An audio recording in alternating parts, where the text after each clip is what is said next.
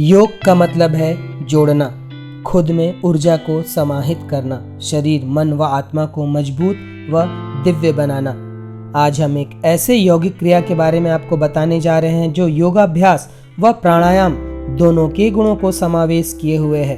अर्थात इसे करने से योग व प्राणायाम दोनों ही क्रिया एक साथ हो जाती है। आज हम आपको बृहस्पति प्राणासन के बारे में बताने जा रहे हैं। अनियमित दिनचर्या और खराब आदतों के कारण शरीर में कई रोग पनपने लगते हैं। यदि प्रतिदिन योग, प्राणायाम व ध्यान के लिए कुछ समय निकाला जाए तो न केवल शरीर निरोग बनेगा बल्कि मन व आत्मा भी दिव्यता से भरते चले जाएंगे। अपने व्यस्त जीवन में कुछ समय इन जादुई यौगिक क्रियाओं को भी दें तथा शरीर स्वस्थ, मन प्रसन्न व आत्मा दिव्य बनाएं। जब भी आप इन यौगिक क्रियाओं का अभ्यास करें तो विशेष ध्यान दें। प्रसन्न चित्त अवस्था के साथ सभी तनावों को भूलकर वर्तमान में रहकर इन यौगिक क्रियाओं का अभ्यास करें, जिससे आपको लाभ दुगना मिलेगा। प्रतिदिन की नियमित यौगिक अभ्यास आपकी भागती हुई जिंदगी में एक नया आनंद ला सकती है। और सबसे जरूरी बात यह है कि नियमितता। जब भी आप कोई छोटे से छोटा या बड़े से बड़ा कार्य नियमित होकर करते हैं तब असंभव कार्य को भी आप संभव बना सकते हैं। तो नियमितता के साथ इन यौगिक क्रियाओं का अभ्यास करें और खूब लाभ लें। तो सही ढंग से यौगिक क्रियाओं का अभ्यास करिए और अपना ही सहयोग अपने आप को उत्कृष्ट मानव बनाने में करिए। तो चलिए आज की यौगिक अभ्यास आरंभ करते हैं।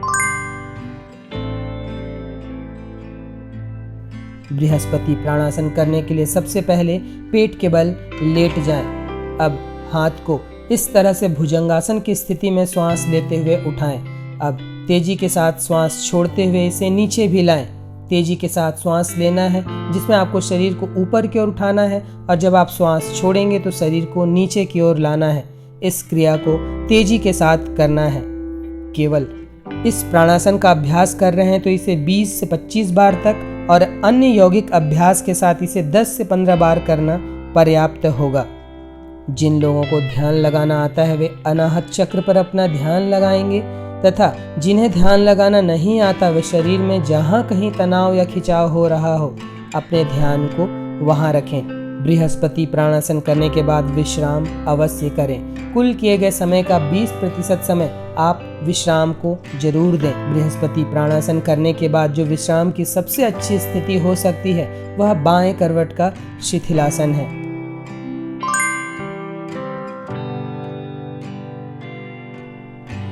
बृहस्पति प्राणासन। इस यौगिक क्रिया के अभ्यास से हाथ, छाती, कंधे, पेट, कमर व कलाई की मांसपेशियां मजबूत बनती हैं। पेट व कमर की चर्बी कम होती है। फेफड़ों के लिए यह विशेष व्यायाम है।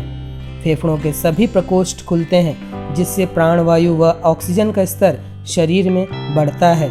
मेरुदंड का विशेष व्यायाम हो जाता है जिससे रीढ़ की हड्डी लचीली व स्वस्थ बनती है। शरीर में रक्त संचार सुधरता है। रोग प्रतिरोधक क्षमता बढ़ती है। रक्तचाप भी संतुलित होता है। हृदय, फेफड़े, वृक्क, यकृत, अमाशय, अग्नाशय, प्लीहा आदि आंतरिक अंगों की कार्य प्रणाली सुधरती है। शरीर सुडौल व लचीला बनता है। मलाशय, गर्भाशय, मूत्र संस्थान व प्रजनन अंगों को स्वस्थ व पुष्ट बनाता है। आंतों में जमा मल उखड़ता है जिससे कब्ज दूर ही रहता है। जठराग्नि प्रबल बनती है जिससे भूख खुलकर लगती है तथा भोजन का पाचन सही ढंग से होता है। अभ्यासी के चुस्ती फुर्ती में बढ़ोतरी होती है। आलस्य दूर होता है तथा नियमित अभ्यास करने से बुढ़ापा दूर ही रहता है। प्लीहा पर विशेष असर पड़ने के कारण रक्त के विकार दूर होते हैं। मानसिक क्षमता का भी विकास होता है।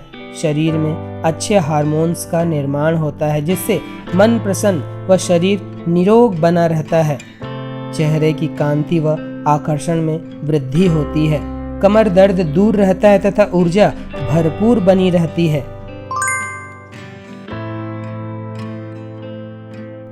बृहस्पति प्राणासन। यह यौगिक क्रिया जिसमें आसन व प्राणायाम दोनों ही सम्मिलित हैं, इसलिए इसे प्राणासन कहते हैं तथा माना जाता है कि यह देवों के गुरु अर्थात बृहस्पति का प्रिय अभ्यास था। अतः उन्हीं के नाम पर इसे बृहस्पति प्राणासन नाम दिया गया है। बृहस्पति प्राणासन के अभ्यास से अनाहत, मूलाधार, मणिपुर व विशुद्धि चक्र स्वस्थ, संतुलित व सक्रिय होते हैं तथा अभ्यासी को इन चक्रों से संबंधित सभी लाभ मिलते हैं। कमर दर्द के गंभीर रोगी उस दशा में इसका अभ्यास न करें। मेरुदंड में के चोट या रोग से ग्रस्त व्यक्ति भी इसको न करें। कलाई या कोहनी में चोट हो तो उस दशा में भी इसके अभ्यास से बचना चाहिए। गर्भवती महिलाएं 3 महीनों के बाद इसका अभ्यास न करें। जिनकी पिछले 1 वर्ष में कोई सर्जरी हुई हो वे भी इसके अभ्यास से परहेज करें। उच्च ज्वर की दशा हो, शरीर अत्यंत दुर्बल या कमजोर हो या किसी गंभीर बीमारी से ग्रस्त हो तो उस समय इसका अभ्यास से बचना चाहिए। उच्च रक्तचाप व हृदय रोगी धीमी गति व सावधानी पूर्वक इसका अभ्यास करें। बृहस्पति प्राणासन एक अच्छी यौगिक क्रिया है। केवल इसका अभ्यास आपको प्राणायाम व योग दोनों के लाभ एक समय पर दे सकता है। इसके अभ्यास को किसी योग्य गुरु के मार्गदर्शन में ही करें, अन्यथा चोट लगने या विकृति आने की आशंका रहती है।